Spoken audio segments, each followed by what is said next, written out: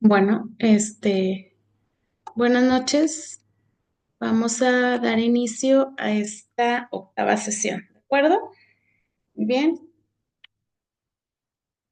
muy bien. En esta semana 8, el tema de esta sesión es análisis de resultados. Ok, bueno, de manera general les comento que el análisis de resultados, bueno, es la fase de la investigación en la que examinamos, interpretamos y explicamos los datos obtenidos para responder a la pregunta de investigación que hicimos al inicio de nuestra investigación, ¿ok? Es decir, pues bueno, no solo presentamos los resultados que obtuvimos, sino que explicamos su significado y su relación con los objetivos de la investigación. Ok, aquí dice el análisis de resultados es la parte final y conclusiva de una investigación. En él vamos a procesar toda la información que ha ido apareciendo en nuestro estudio, a intentar presentarla de manera ordenada y comprensible y a intentar llegar a las conclusiones que estos datos originan. Bueno, aquí vamos a ver algunas técnicas que nos permiten analizar los datos obtenidos de una investigación, ¿de acuerdo? Como primera técnica tenemos lo que es el FODA, que esta es una herramienta para evaluar aspectos internos como las fortalezas y debilidades y factores externos, que son las oportunidades y amenazas, ¿ok? Ahí está la tablita, si pueden ver.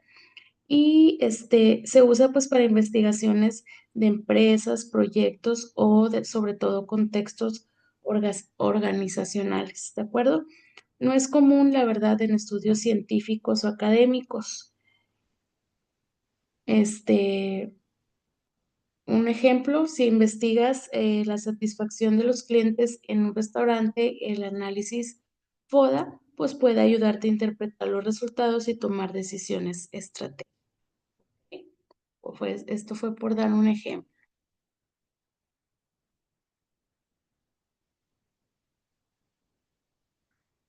Ok, bueno, aquí es un ejemplo de FODA. Las fortalezas y las debilidades, recuerden que son factores internos. Las fortalezas, pues, son factores que favorecen el éxito y las debilidades son factores que debilitan el logro de los objetivos, ¿ok? Las oportunidades y amenazas son factores externos y las oportunidades, pues, son factores que pueden beneficiar el proyecto y las amenazas son factores que representan riesgos o dificultades. Y aquí viene pues un ejemplo, ¿verdad? Aquí ya lo pueden ir leyendo.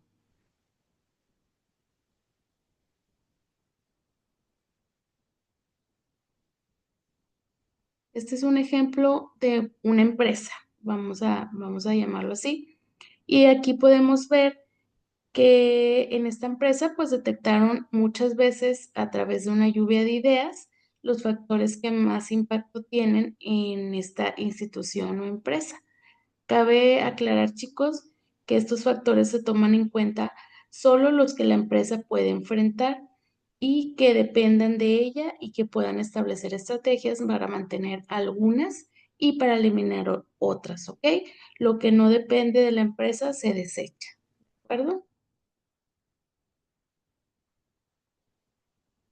Aquí tenemos otra técnica que es la espina de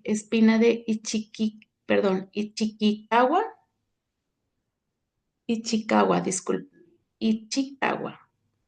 Es una técnica visual, pues que nos ayuda a identificar las causas de un problema, organizando pues las posibles razones en categorías, ¿de acuerdo? Como materiales, métodos, personas, etcétera. Estas se usan en estudios donde se busca causas de un problema. Es útil en investigaciones sobre calidad, fallas en procesos o problemas sociales, ¿de acuerdo? No se usa para interpretar datos estadísticos, no es una estadística, pero sí estructurar un análisis. Y aquí está un ejemplo. También, por ejemplo, si investigas las causas del bajo rendimiento académico de una escuela, por dar un ejemplo, pues puedes usar el diagrama Ichikawa, ¿ok? Para identificar factores como la falta de recursos, la metodología de enseñanza o, por ejemplo, el ambiente familiar.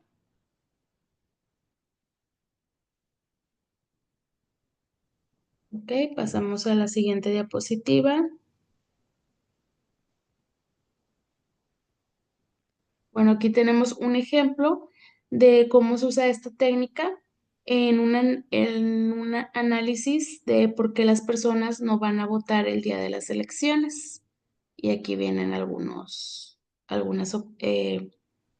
un análisis del por qué no, ¿verdad? Y pues bueno, podemos separar así como lo ven aquí en la imagen, en causas primarias y pues en causas secundarias. O puede ser más específico y hacer unas divisiones como materiales, métodos, personas, como ya se los había mencionado más adelante. Y cada una de ellas pues podemos poner ejemplos de situaciones que podrían afectar los resultados esperados. Pasamos a la siguiente. Y aquí tenemos lo que es una línea del tiempo, ¿verdad? Que esta, pues sí es una representación gráfica de eventos, sobre todo en orden cronológico, ¿ok? Se usa solo en estudios históricos o que analicen cambios a lo largo del tiempo. No es una herramienta de análisis de datos cuantitativos o cualitativos, pero pues sí nos ayudan a visualizar la evaluación de evolución de un fenómeno, ¿perdón? Por ejemplo, si investigas la evolución de la educación en tu país en una línea del tiempo, pues te permitirá organizar los cambios más importantes.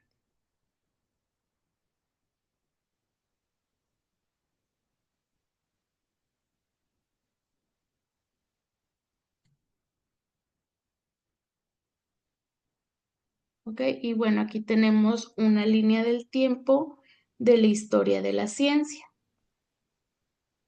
Las funciones principales de lo que es una línea del tiempo, chicos, pues bueno, nos permiten ordenar información, también nos permiten visualizar la evolución de un tema, nos permite identificar relaciones causa y efecto, nos permite facilitar la comprensión del tema y nos permite resumir información, sobre todo. Estas son algunas ventajas que nos puede dar el usar una línea del tiempo. Y tenemos lo que es la redacción del reporte. Una vez que ya tenemos el análisis de nuestros resultados, pues entonces ya podemos iniciar a redactar un reporte, ¿ok? Y como en toda redacción, pues debemos cuidar la ortografía, la prosa y el estilo al escribir, ¿de acuerdo? La redacción, como dice aquí, es un proceso de ordenar dos elementos fundamentales, el de tu mente, que corresponde al terreno de la lógica, y el de tu expresión, que corresponde al terreno de la gramática, ¿de acuerdo? La lógica y la gramática en la redacción se vincula a través de una idea que se transforma en concepto.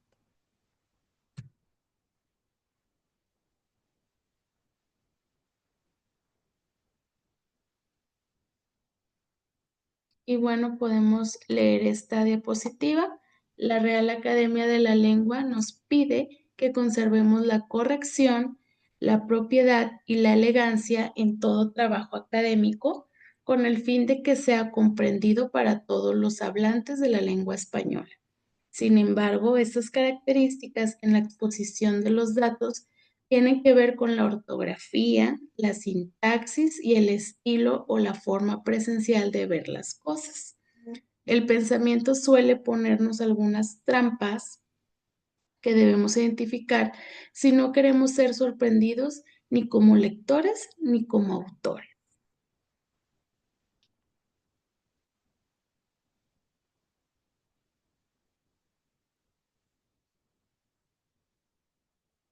Muy bien. Bueno, aquí vamos a dar inicio a algunos conceptos que podemos tomar en cuenta al momento de hacer nuestro reporte, que es muy importante.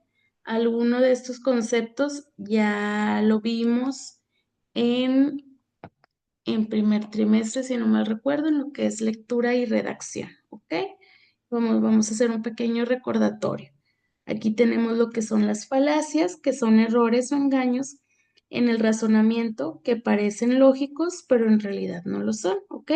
Se usan en debates, discursos o discusiones para convencer a alguien, aunque la conclusión no sea válida, ¿de acuerdo?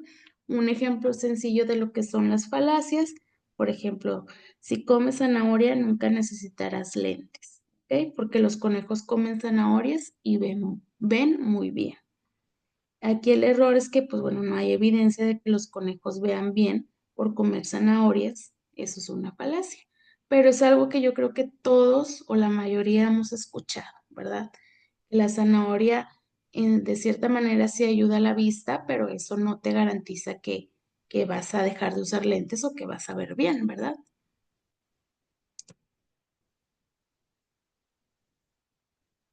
Y aquí tenemos otro ejemplo de las falacias. Hay muchos ejemplos de falacias. Usualmente pues tienen nombres en latín que identifican su contexto y aquí puedes ver pues algunos ejemplos de ellas. Les voy a dejar la diapositiva un minutito para que las puedan leer.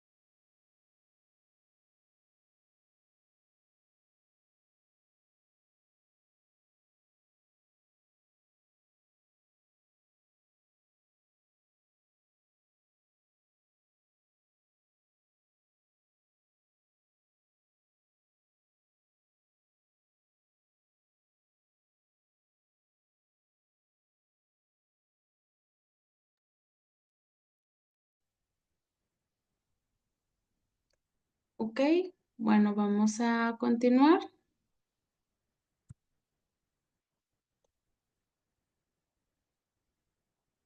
Ok, vamos a ver lo que son los niveles de ortografía. Al escribir, acuérdense que es muy importante cuidar la ortografía, tanto las reglas ortográficas propias como son el uso del acento, signos de puntuación, uso correcto de palabras con B o V, con S, con C o con Z, o con H y sin H, ¿ok? Así como también las reglas de redacción al escribir, y algunas de estas reglas pues son las siguientes. Tenemos los barbarismos, como aquí dice término en inglés, francés o de otras lenguas extranjeras, que sustituyen las palabras correspondientes en español. También pueden ser palabras que se pronuncian o escriben mal o al usar vocablos impropios. Y bueno, aquí tenemos ejemplos perdón, de extranjerismos, de errores en vocablos y de ortografía. Y bueno, aquí las pueden ir leyendo.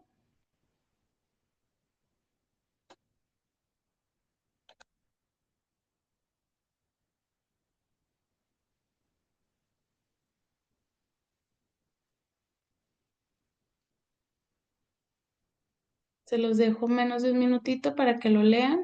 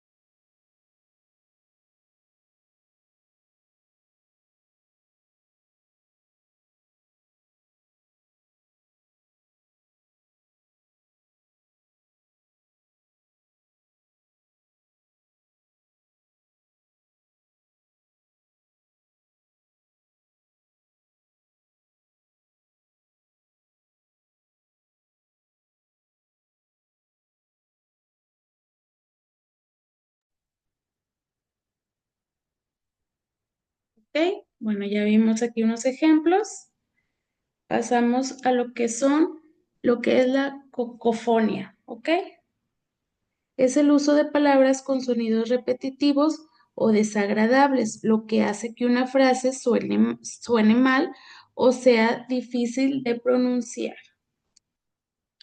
¿Cómo evitar esto? Pues bueno, vamos a leer en voz alta para detectar sonidos incómodos, usar sinónimos para evitar repeticiones y reorganizar la frase para mejorar la fluidez. ¿De acuerdo? Y aquí tenemos algunos ejemplos.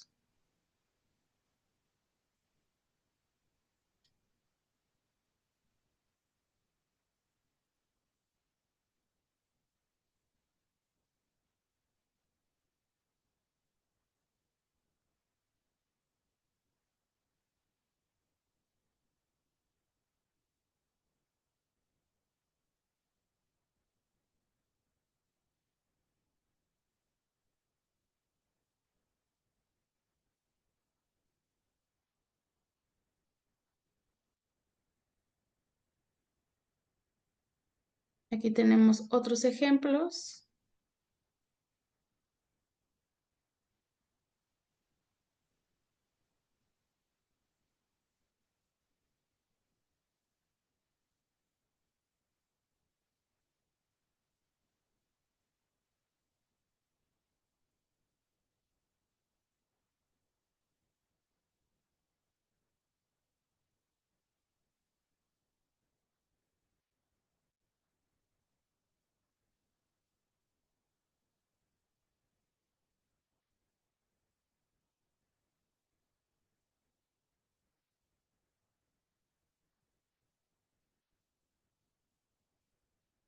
¿Ok?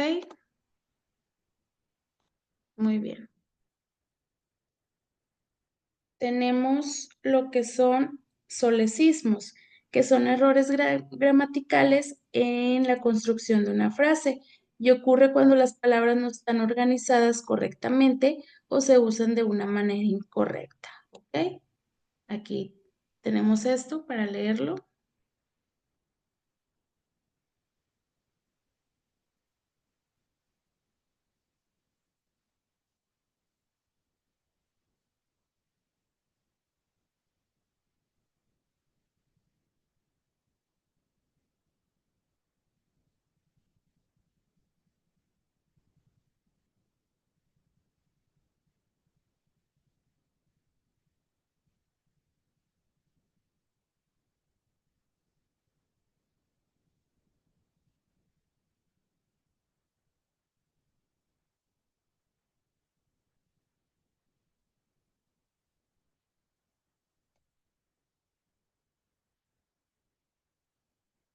Aquí hay otro.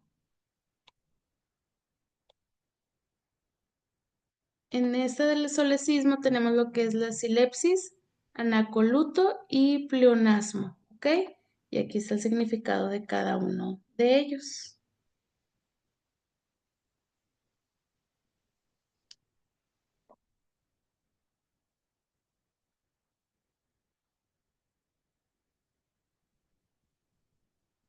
¿Ok?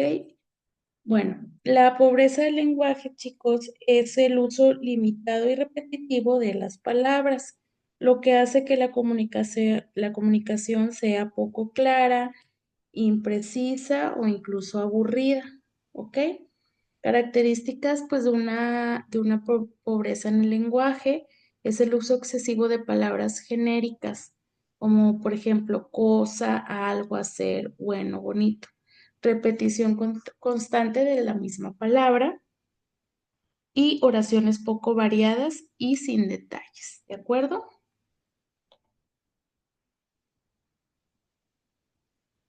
También tenemos lo que es el gerundismo. Es el uso incorrecto o excesivo del gerundio, o sea, palabras terminadas en ando, yendo, lo que puede hacer que una frase sea poco clara o gramaticalmente incorrecta, ¿de acuerdo? Cuando sí se puede usar el gerundio correctamente, ¿ok? Para expresar, ¿cuándo sí podemos usar lo que es el gerundio correctamente? Pues para expresar acciones simultáneas y para indicar la manera en que ocurre algo. Y aquí tenemos ejemplo.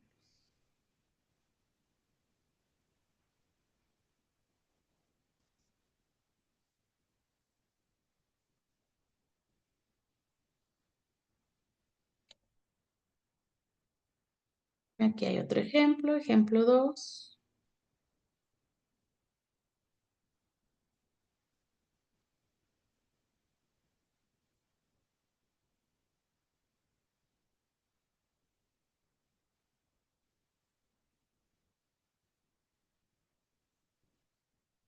Aquí tenemos un ejemplo 3 y el 4.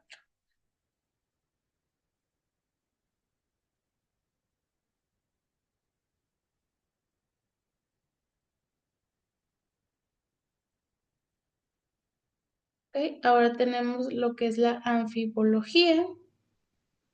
Es una frase con doble sentido o ambigua que puede interpretarse de más de una manera y causar confusión, ¿de acuerdo? Aquí tenemos los ejemplos.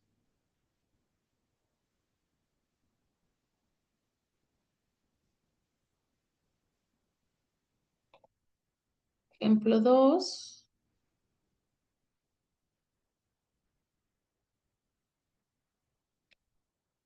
Aquí está el 3, aquí está el ejemplo 4. Como que ahí ustedes lo pueden ver y analizar un poquito mejor en la presentación.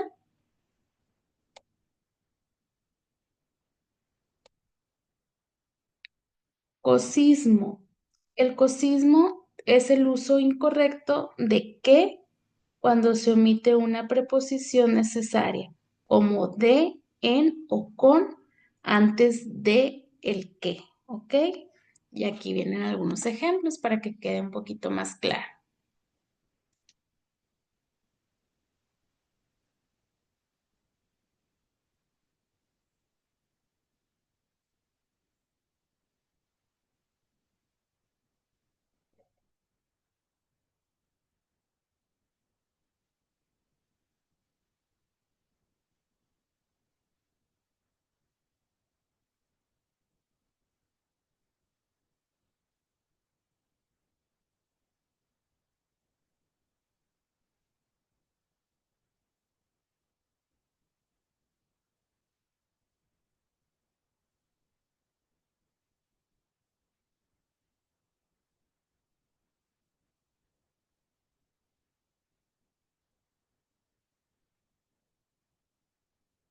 Aquí hay otro ejemplo.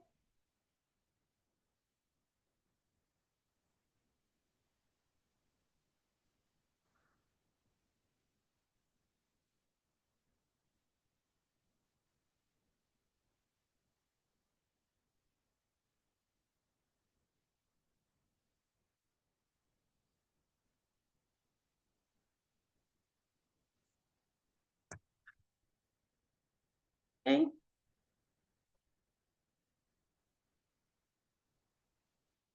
Y tenemos lo que es el queísmo, ¿ok? Es el uso incorrecto. Ah, perdón, ese ya lo leímos.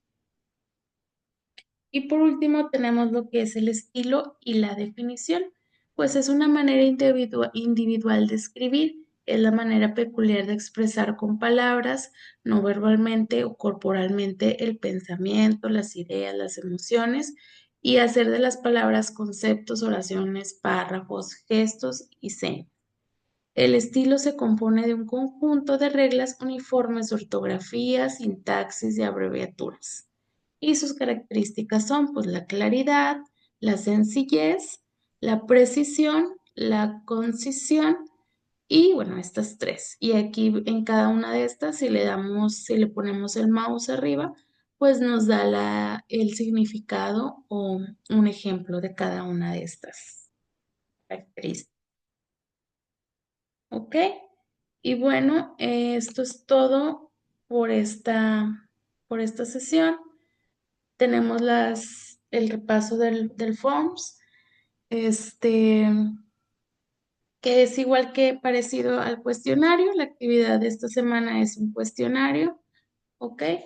Entonces, pues muchas gracias por conectarse y nos vemos la próxima sesión, ¿ok? Descansen y buenas noches.